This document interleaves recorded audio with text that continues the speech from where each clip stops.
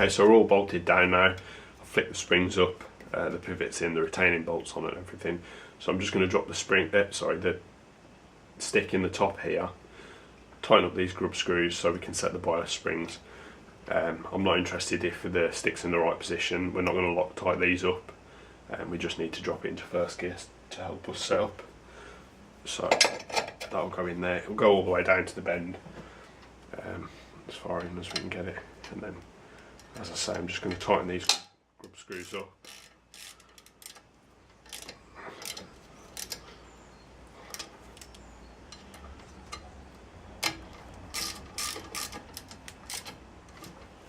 Look at that. Beautiful. So now we've got a gear. So if you look in here, obviously you can see the springs lifting. If you look underneath, you'll see the pivot moving, and you want to make sure it moves the full travel in the block. So from this point of view you can't see it, but I'll show you in a moment. We want to push the gear stick back or forward on the middle gate. It doesn't matter first or second gear, that's the gate we're looking for, the middle, so that when you push forward you're in first gear. Now I have got that. That's second and first. Now probably from where you are you can't see, but I can tell that's not moving in a nice straight line. So what I'm going to do is set the bias springs, and I can actually, this one's wound out a lot more than the left hand side one.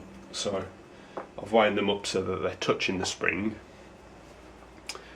and then I'm just going to do a half turn or in total on both.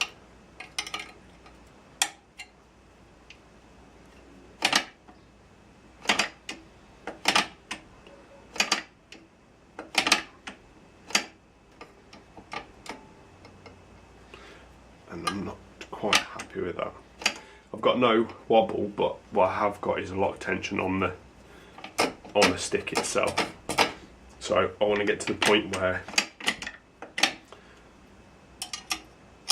it moves quite easily, first to second, third to fourth, then reverse. So we're not far off.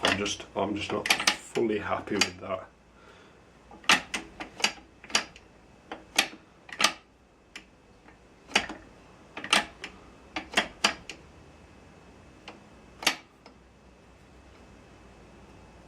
So I'd say, looking at this, when the stick's going forward into first, it's just going that way. It's just moving to the left a bit, then coming back into neutral, moving to the right, and then to go to third, it's moving to the left again. So I need to move the gate over to the left. So I'm going to wind this one up a bit, just to reduce how much tension's on this spring on this side. And that's a lot better, much better actually. I could probably go a bit more. What I don't want to do is wind it all the way up and then there's no tension on this, and then you've got a rattle here. If that does happen, then you need to start winding the left hand side down so it brings it like this and puts tension back on here. So there's first, second. You can see even at this stage you can see how little movement there is in the stick, and it's a lot more like it should be. So we've got first there, second, third, fourth, and then reverse. So no punch in the dashboard or the passenger, and we're pretty much there in terms of that. I'm quite pleased with that actually. So I'm going to wind those lock nuts down and just nip them up so it doesn't move.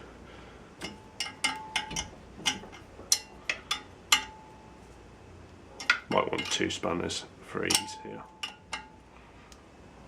That's nipped,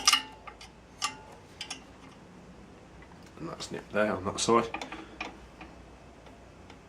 If I wobble that side to side, there's no free play, so the pins are the side pins don't have any play between the springs, but not all of the tension of the spring is solely on the side pins. The adjusters are actually doing something. So that's spot on, and you can see how easy it moves from first to second. There's a definite gate. So we've actually, probably for the first time in a series vehicle, there's an actual H pattern gearbox, and the gears are where they should be.